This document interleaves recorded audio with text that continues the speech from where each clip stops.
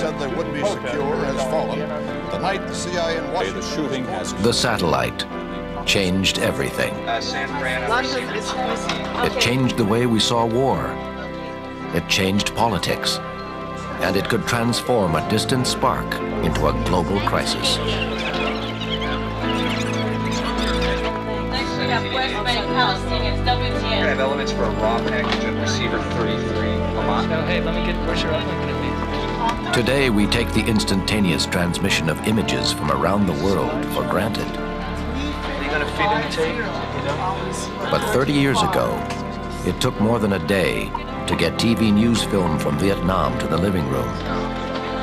Now it takes just seconds. All they have is a half-trace APTV. Please get to speed. Shortly after approving that strong statement, President Carter climbed back aboard. In 1979, the satellite age was just beginning, and an international crisis was about to show the world the power of this new technology. That crisis was taking shape in Iran. Good evening. The American embassy in Tehran is in the hands of Muslim students tonight. Spurred on by an anti-American speech by the Ayatollah Khomeini, they stormed the embassy. The embassy staff was taken hostage to punish America for giving refuge to the exiled Shah. Iranian militants wanted him back.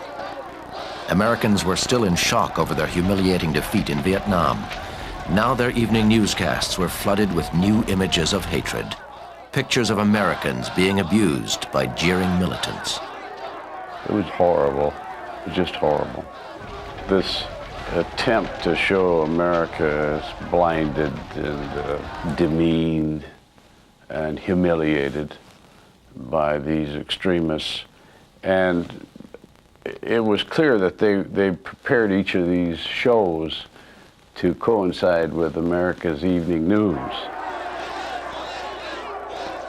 New lightweight video cameras, combined with satellite transmission, allowed the U.S. networks to send back pictures at unprecedented speed. Soon the networks were filling a third of their nightly newscasts with coverage of the crisis. So much material was available that ABC created a special program devoted entirely to the hostage story. The Iran crisis. America held hostage. America Held Hostage was the most successful series of late-night news specials ever created.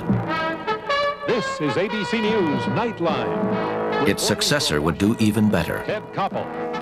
Good evening. This is a new broadcast in the sense that it is permanent and will continue after the Iran crisis is over. Nightline was the first program to seize the potential of satellites, allowing Ted Koppel to interview newsmakers from around the world, live, every night.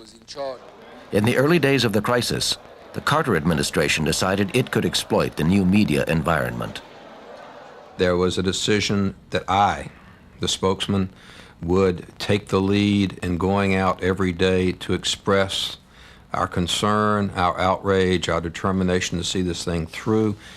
There was a decision, in short, made volitionally and not reactively to make this a front burner story every day. You cannot understand the full impact of the medium on the story until you realize the preamble, the way that the White House itself had set up the story, that it was this important. They were pleased that it was getting that kind of coverage. And here was, as it was perceived by the White House, a golden opportunity to show Jimmie Carter being presidential.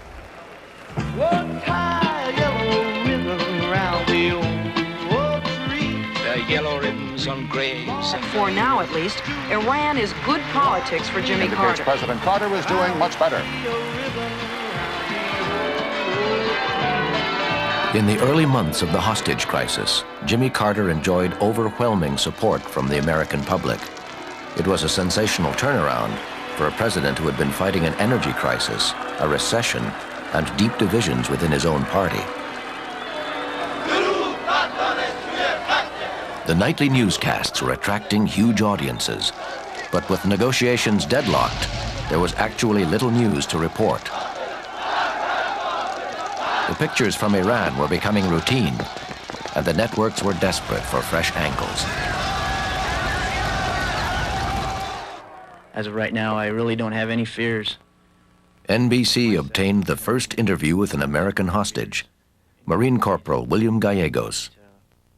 But there was a price. I want him to know. In exchange, NBC allowed a student militant, a terrorist in the eyes of the White House, to deliver a political statement on national television. And you have understood that we are not terrorists, that we are not... To air such an interview was an example to me of a basic willingness to sacrifice one's integrity and standards in order to do something first, in order to do something that no one else can do, in order to do something that perhaps will attract more viewers, at least for a night.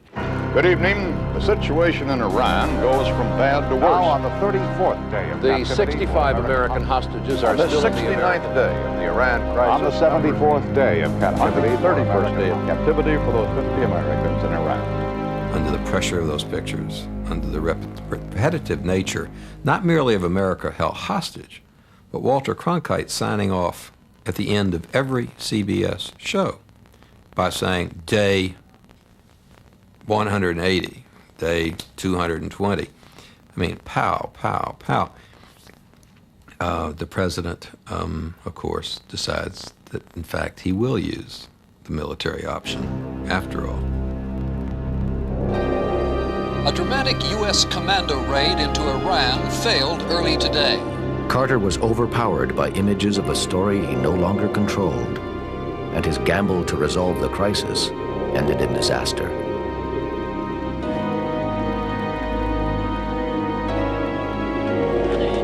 The images provided by Khomeini's taunting militants sickened the American people, and they lost faith in their president. And now it is year one. November 4th, 1980 was Election Day in America. It was also the first anniversary of the Iran hostage crisis. On the eve of the election, the networks ran special reports reminding all who watched of the year's humiliation and frustration. The American public was very vividly and frequently and dramatically reminded of something that left a profound distaste in their hearts and minds the day before they went out to vote. So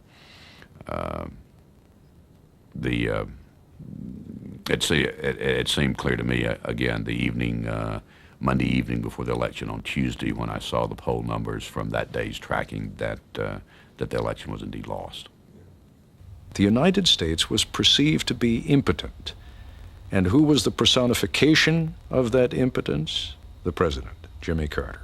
So if Mr. Carter and his people feel that those images and the resurrection of those images on the first anniversary in November of 1980 cost him the election, I have no quarrel with that. I think that's probably quite true. Good morning. In about half an hour, Ronald Reagan will become the 40th President of the United States. I, Ronald Reagan. The hostage crisis officially ended on January 20th, 1981, 30 minutes after Ronald Reagan became the next president of the United States.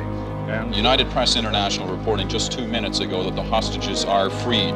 It is not an official report from either. Carter had actually succeeded in resolving the crisis, but the victory came too late. Television images of defeat and humiliation had destroyed his political career.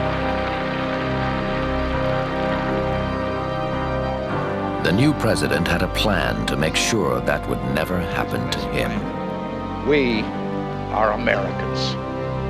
God bless you and thank you.